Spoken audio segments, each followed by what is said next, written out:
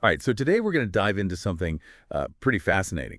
We got Jeff Bezos' 2015 letter to shareholders, and we've got some really sharp analysis paired with it. So are you ready to kind of unpack all this with me? Absolutely. It is a treasure trove of insights, this letter, and especially considering, Amazon was hitting some major milestones this year. Yeah, no kidding. Think about it. Amazon retail hits $100 billion in sales faster than any company in history, and then their cloud computing arm, AWS, does the exact same thing. You got two totally different businesses just exploding in growth under the same roof. So how'd they pull that off? Well, Bezos gives us a clue right off the bat. He hammers this idea of a day one company, and it's all about staying agile, innovative, and completely customer obsessed. And what I find so interesting is how he contrasts this with what he calls day two companies. Yeah, day two isn't just about slowing down, right? Yeah. It's like he's linking it to decline, almost like a slow march towards irrelevance. And that's a pretty stark warning for any company, even the ones at the top of their game. Exactly. He's saying that day two thinking can creep into any company, regardless of how successful they are. It's almost like a natural law of business. You either stay hungry, keep innovating, or you start to stagnate.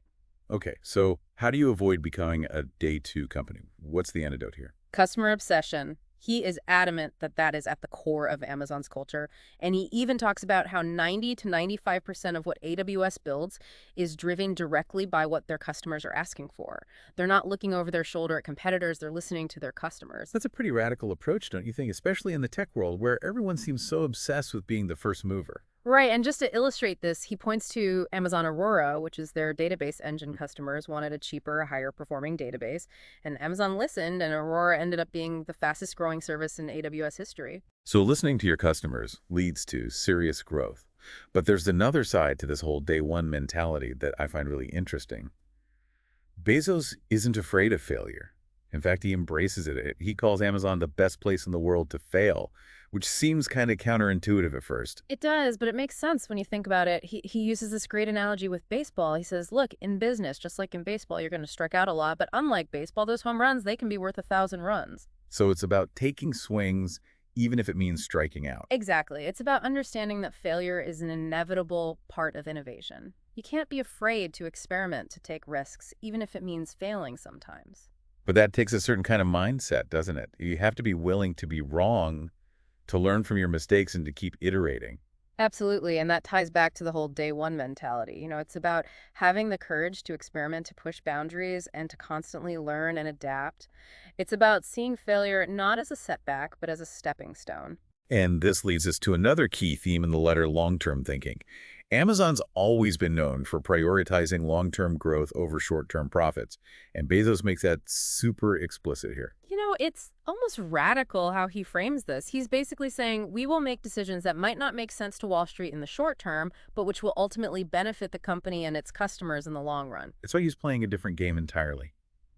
He's not focused on quarterly earnings reports or short-term stock price movements. He's looking years, even decades down the line. Exactly. He's playing the long game, and that requires a certain level of conviction, a willingness to defy conventional wisdom, and a deep belief in the power of compounding.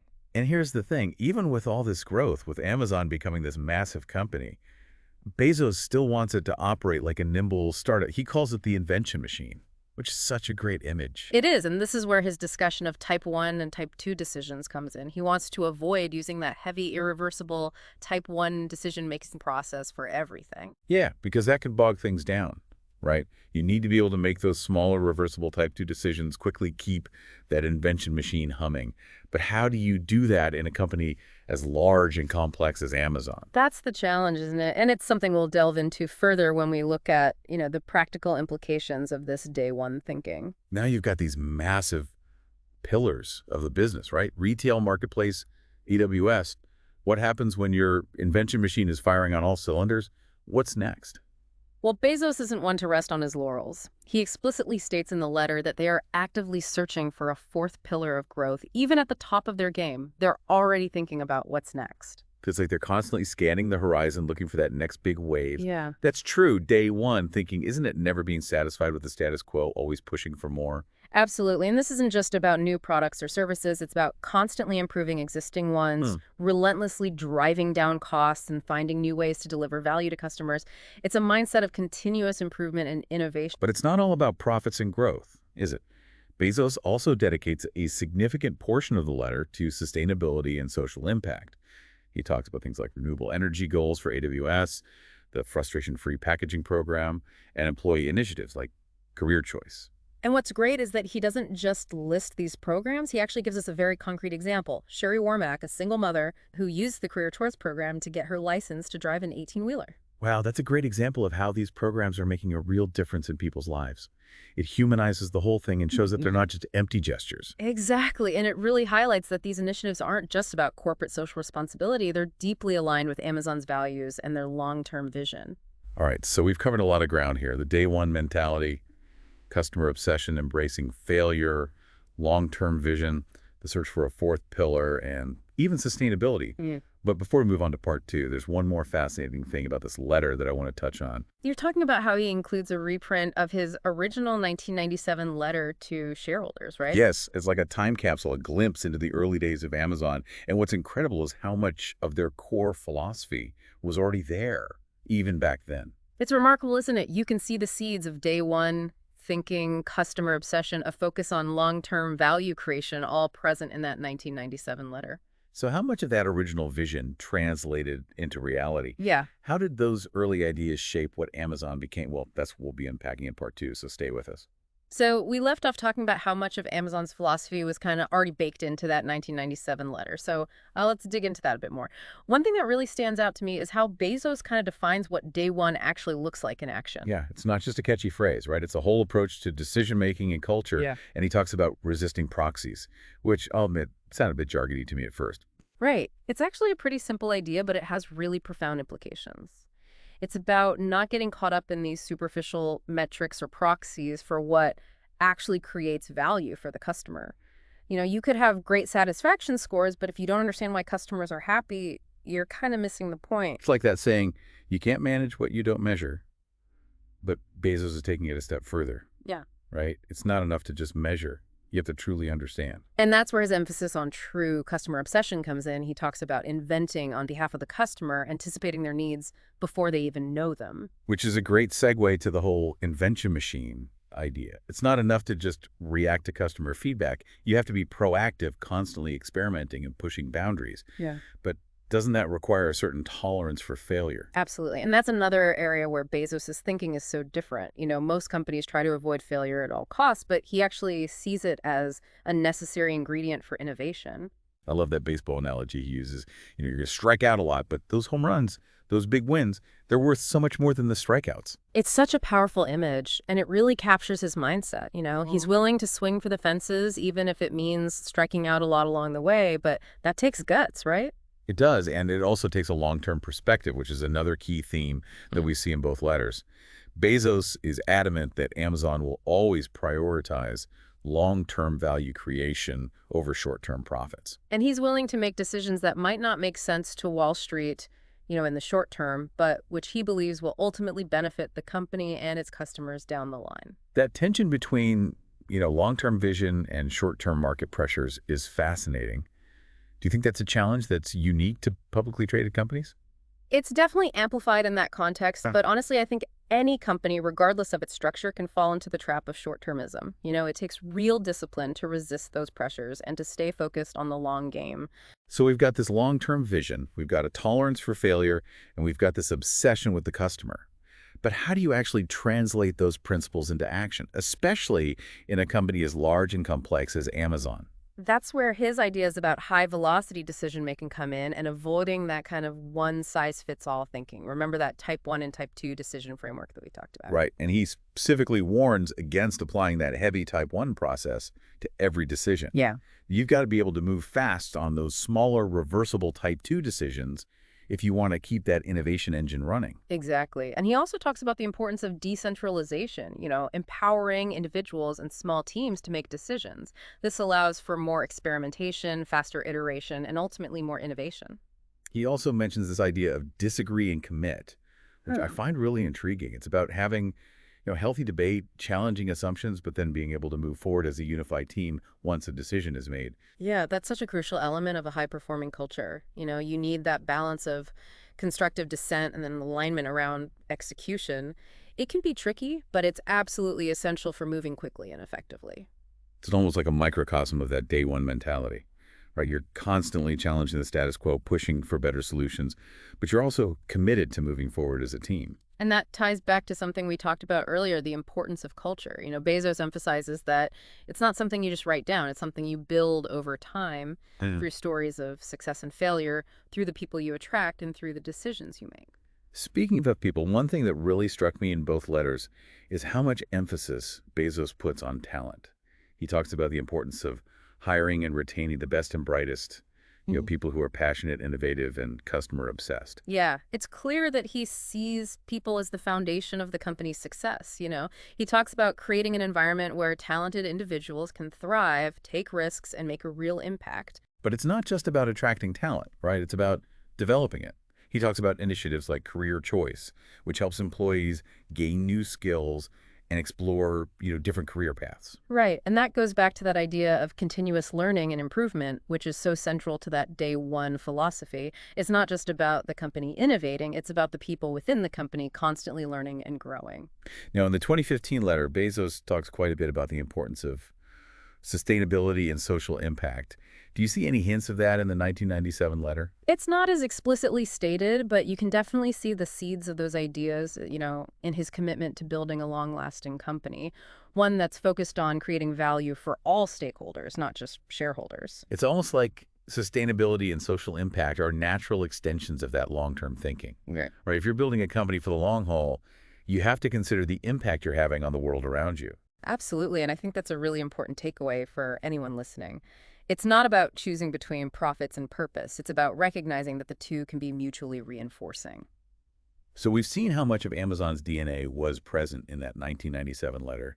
The day one mentality, the customer obsession, the long-term thinking, the emphasis on talent. All of it was there. It's remarkable, isn't it? It's like he had this blueprint for success all mapped out from the very But beginning. here's the thing, even with a great blueprint, you still have to execute, right? You have to Yeah. adapt to changing circumstances, overcome challenges, and constantly iterate. And that's exactly what we'll explore in the final part of our deep dive. We'll look at how Amazon has navigated the complexities of growth, how they've stayed true to their core principles, while also evolving and adapting to the changing landscape of business. So we spent a good amount of time with Bezos and his thinking, Yeah. both in 2015 and going all the way back to that 1997 letter. And what I'm really struck by is how those early ideas actually played out. It wasn't just some blueprint. They actually put it into practice. Yeah, it's one thing to have a vision, it's another to execute on it, especially over such a long period and in a rapidly changing landscape like tech. That's really no small feat. So let's kind of dig into that a little bit. How did Amazon navigate those early years? The 1997 letter gives us some clues. One thing that really jumps out to me is Bezos' just laser focus on the long term, even when it meant kind of defying conventional wisdom. Yeah, he was very clear about prioritizing growth over profitability in those early days. Hmm. He believed that achieving scale, was essential to building a truly defensible business, even if it meant kind of delaying gratification in terms of profit. And that took some serious conviction, didn't it? Especially in the late 90s when so many internet companies were focused on like rapid growth and quick exits. Amazon was playing a different game entirely. They were, and it's fascinating to see how he actually articulates this in the letter. He talks about how their primary goal is to build shareholder value over the long term, not to chase short-term profits or appease Wall Street's quarterly expectations. It's a pretty bold statement, especially for a young company. And that long-term focus was intrinsically linked to his obsession with the customer, which he talks about at length in the letter. He recognized that the internet was, and I think still is, the worldwide weight. And he saw an opportunity to create just a vastly superior customer experience. He wanted to offer something that traditional retailers just couldn't match, vast selection, convenience, and a really seamless shopping experience. And he was willing to invest heavily to make that happen, even if it meant sacrificing short-term profits. And build trust, focus on the customer, and play the long game. Sounds pretty simple, but it obviously wasn't easy. What were some of the key challenges that Amazon faced in those early years? Well, one of the biggest was scaling the business while maintaining that customer-centric focus. As they grew, they had to constantly innovate and find new ways to deliver value to customers, all while managing the complexities of a rapidly expanding operation. It's that classic startup dilemma, isn't it? How do you grow without losing the agility and customer intimacy that made you successful in the first place? Exactly. And Bezos talks about how they address this challenge by embracing technology and data-driven decision-making. They invested heavily in building out their infrastructure and developing sophisticated algorithms, to personalize the customer experience. And that data-driven approach was also really key to their ability to innovate and experiment. Right? Remember, Bezos talks about how they're not afraid to make bold decisions even if they kind of go against conventional wisdom. Yeah, he encourages calculated risk-taking and sees both success and failure as valuable learning opportunities.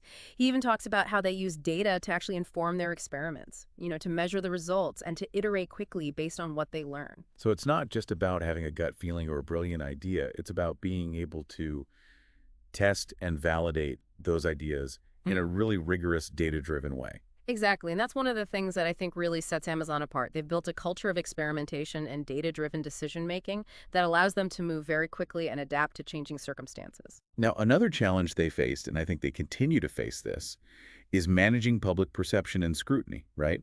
As they've grown, they've become a target for critics who question, their labor practices, their impact on small businesses, their overall influence. Yeah, it's kind of the double-edged sword of success, isn't it? As you become more powerful, you also become a bigger target. And Bezos acknowledges this in the 2015 letter where he talks about the importance of earning trust, not just from customers, but from all stakeholders. Yeah, he emphasizes that they're committed to being a good corporate citizen, Yeah. to treating their employees fairly, to supporting the communities where they operate, and to operating sustainably.